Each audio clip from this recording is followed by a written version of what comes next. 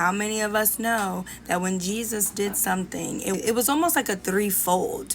He was telling you something spiritually, it was happening in the physical, but he was also explaining something deeper. And so my wheels got to spinning, and the spirit of God inside of me began to churn. It just started to stir and stir and stir. And I said, let me go deeper to literally see why Jesus was thirsty in this moment. Now, number one, the physical aspect of it all. He had been beaten. He was fully man.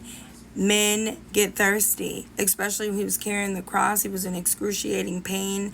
I'm sure his mouth was dry, but it was deeper than that. So physically, it was an expression of him being dehydrated, of having to experience literal physical suffering. But him saying this was also prophetic fulfillment because of what he said in Psalm 69:21 says, they gave me poison for food, and for my thirst they gave me sour wine to drink. We know that they filled the sponge with vinegar and gave it to Jesus. This prophecy was literally written hundreds of years before Jesus was even born.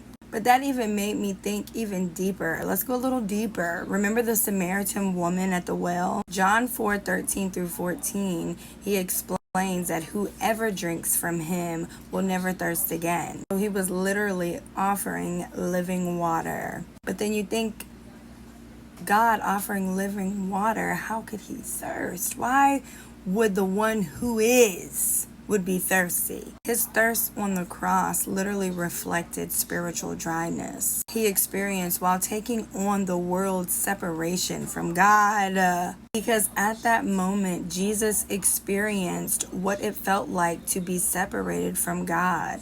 Because he became sin, he experienced God's judgment, the true dryness of separation from God. He experienced the abandonment, you guys. That's the true dryness, right? Being separated from God, the living water. So Jesus literally experienced that in the physical and in the spiritual. That's why he thirsted, because he felt the emptiness of what sin caused. Separation from the source of living water. And this is what hell truly is, to be separated from the Father in a place of eternal thirst. John 7:37 says, if anyone thirsts, let him come to me to drink.